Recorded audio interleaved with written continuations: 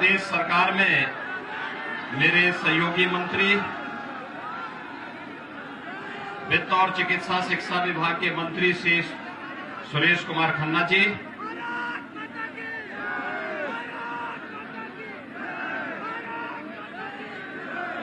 सुल्तानपुर के विधायक श्री सूर्यभान सिंह जी, विधान परिषद सदस्य श्री शैलेंद्र प्रताप सिंह जी, क्षेत्रीय उपाध्यक्ष श्री संतोबख्श सिंह जी, पूर्व मंत्री श्री जय नारायण तिवारी जी, प्रवीण अग्रवाल जी, रविंद्र सिंह जी, भारतीय जनता पार्टी के विधानसभा सुल्तानपुर के प्रत्याशी पूर्व मंत्री श्री विनोद सिंह जी, सुल्तानपुर सदर से प्रत्याशी श्री राज प्रसाद उपाध्याय जी, भारतीय जनता पार्टी के सभी पदाधिकारीगण और उपस्थित सभी मेरे भाइयों बहनों, मर्यादा पुरुषोत्तम भगवान श्री राम की इस धराधाम पर जो उनके पुत्र महाराज कुश के द्वारा बसाई गई नगरी है, इस नगरी में मैं आज आप सबके बीच में हूं। आप सबके उत्साह के लिए मैं आपका हृदय से अभिनंदन करता हूं।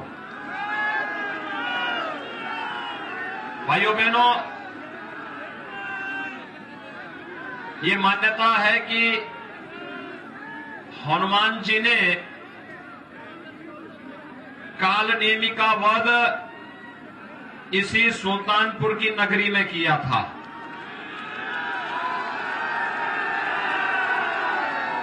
और जब चुनाव में हम हैं तो मेरा आप सबसे आह्वान होगा कि चुनाव का आपका सबसे बड़ा हथियार है एक वोट। राजनीति के जो कालनेमी हैं,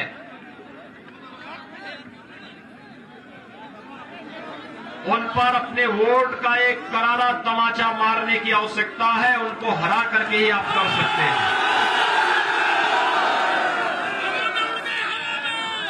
भाइयों बहनों, 2017 से 22 के बीच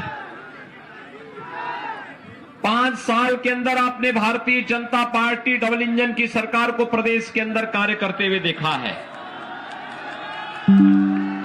2012 से 17 के बीच समाजवादी पार्टी की सरकार और 2007 से 12 के बीच बहुजन समाजवादी पार्टी की सरकार भी थी। भाइयों बहनों,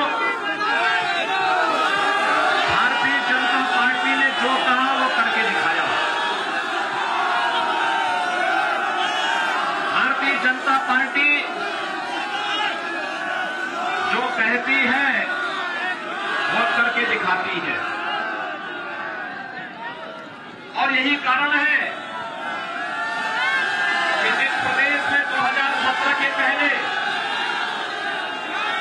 सुरक्षा एक चुनौती थी, जिस प्रदेश में हर दूसरे तीसरे दिन एक दंगा होता था, जहां पर आस्था का अपमान होता था, और जिस प्रदेश में पेशेवर दंगाई, गुंडे और अपराधी पूरे प्रदेश के अंदर अराजकता का तांडव करते थे।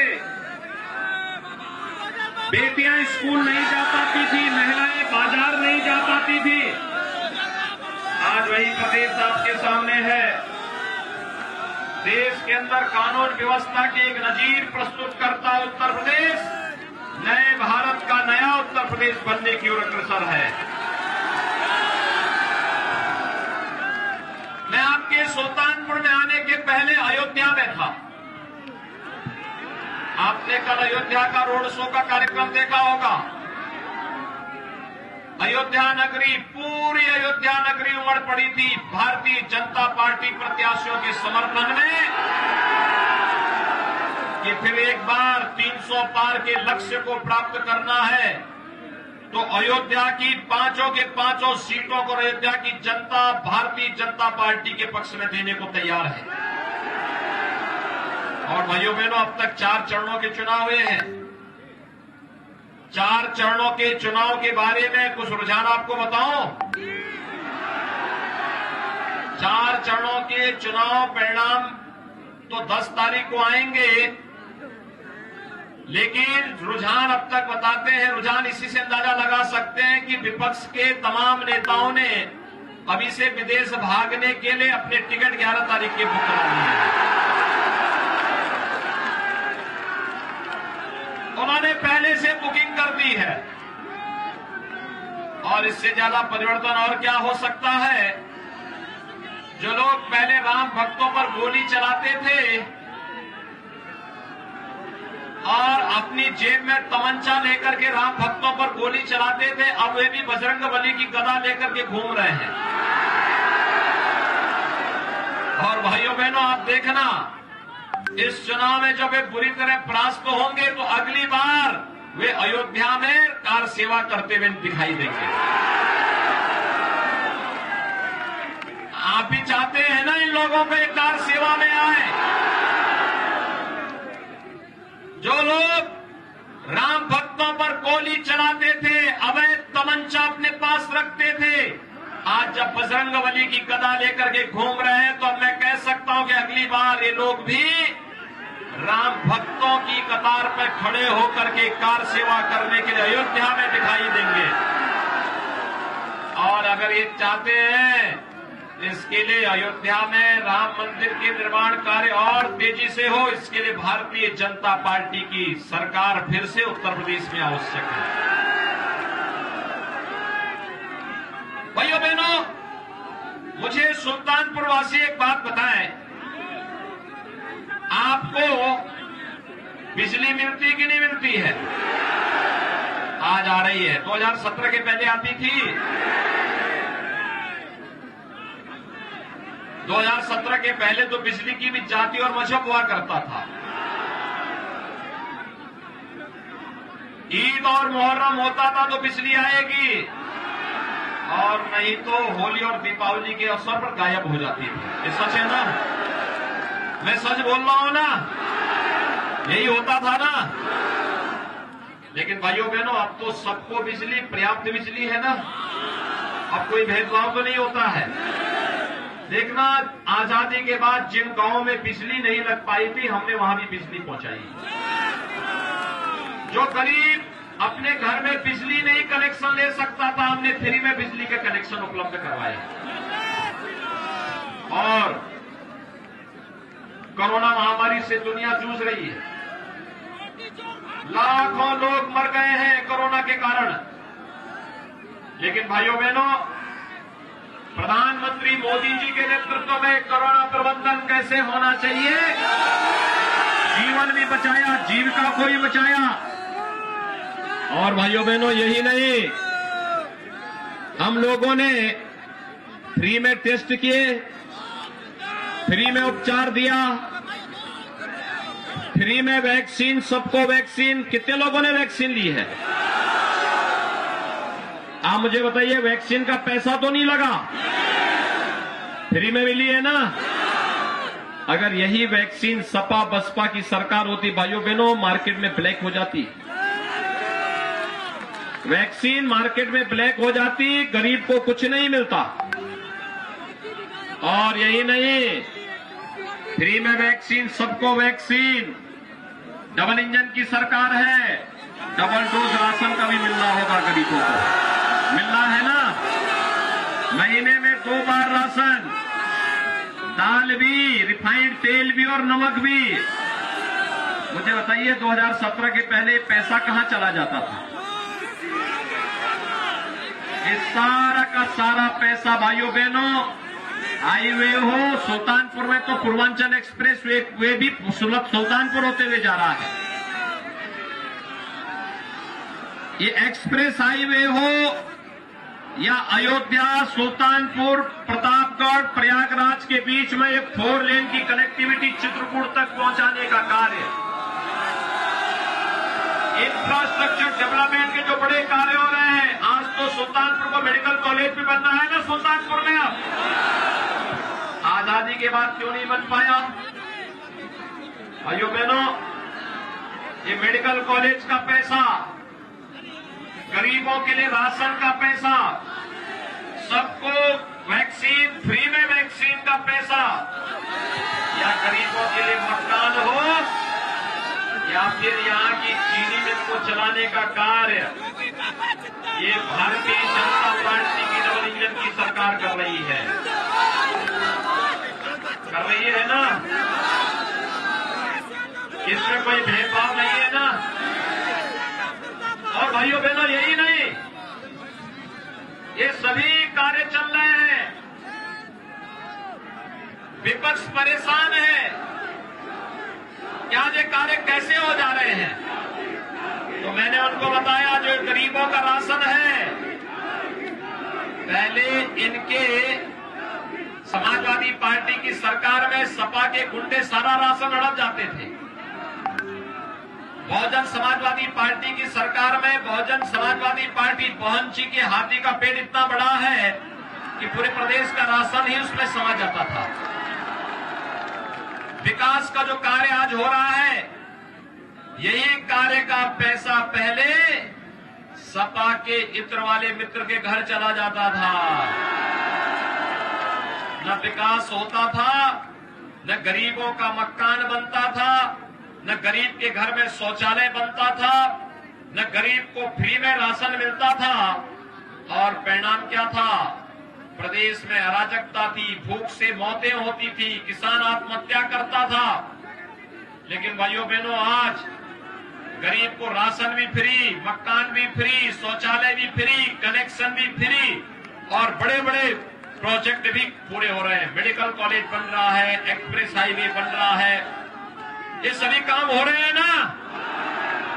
और ये कार्य आगे बढ़ने चाहिए। तो सपा के एक नेता मुझे मिले, उन्होंने मुझसे पूछा कि आखिर विकास के इन कार्यों का मतलब क्या है? मैंने कभी आपकी समझ में नहीं आएगा। काम जब थे हमारे समय तो पैसा ही नहीं था। मैंने कहा पैसा आता कहां से? पैसा जो तुम्हारे इत्र वाले मित्र हजम कर जाते थे। तो कहा आपने कैसे पैसा निकाला? मैंने कहा देखो, आज तो एक्सप्रेस हाईवे भी है, मेडिकल कॉलेज भी है, गरीबों के लिए मकान भी है, सारी योजनाएं हैं। पैसे की कमी नहीं, सरकार की नियत में कमी थी। और सरकार आज जो कार्य करा रही है, ये कार्य पैसा कहीं बाहर से नहीं, उत्तर प्रदेश से ही आ रहा है। तो उन्होंने कहा विकास हमने भी कराया है। मैंने कहा कौन सा विकास कराया है? तो उन्होंने कहा साहब हमने एक विकास कराया। मैंने कहा क्या? कुछ तो बताओ। कहा साहब हर गांव में दिखाई देगा। मैंने कहा क्या? कहा साहब समाजवादी पार्टी ने कब्रिस्तान की बाउंड्री भी बनाई थी। यानी कब्रिस्तान की बाउंड्री के सिवाय समाजवादी पार्टी कुछ भी विकास नहीं बता सकती। और भाइयों बहनों, यहां जब भाजपा की बात होती है तो गिनाते गिनाते गिनाते गिनाते इतनी योजनाएं हम बता सकते हैं कि व्यक्ति उनको गिन नहीं सकता। लेकिन सपा के नेता बहुत चकते, उन्होंने कहा साहब पैसा कहां से आता है?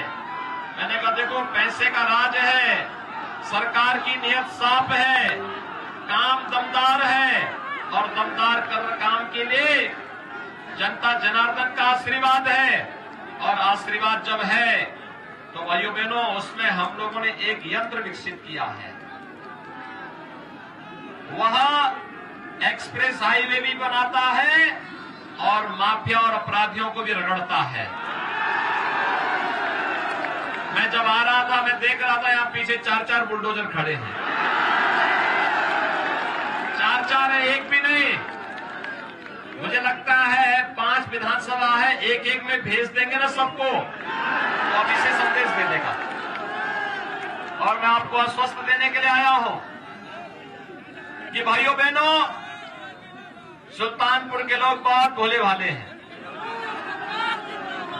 ईमानदार हैं, बहादुरी के साथ कार्य करना जानते हैं। और आपका आह्वान करने के लिए आया हूं, आपको दमदार सरकार चाहिए या तुमदार सरकार चाहिए? दमदार सरकार चाहिए ना? तो दमदार सरकार के लिए 5 सीटें जब भारतीय जनता पार्टी जीतेगी तभी दमदार सरकार बनेगी। तैयार हैं?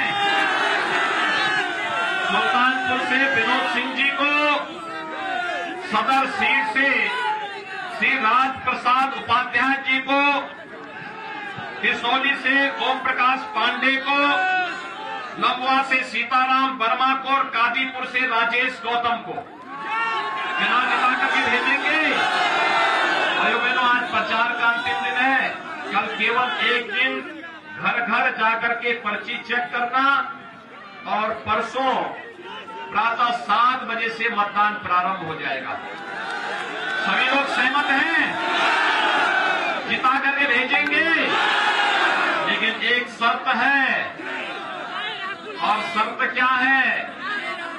चुनाव के दिन पहले मतदान। सभी लोग तैयार हैं? तो विनोद सिंह जी को और राजप्रसाद उपाध्याय जी को चुनाव जिता करके भेजेंगे। पूरे सुल्तानपुर के अंदर मैसेज करेंगे ना कि भाजपा के 5 प्रत्याशी जीत के जाएंगे पूरी मजबूती के साथ।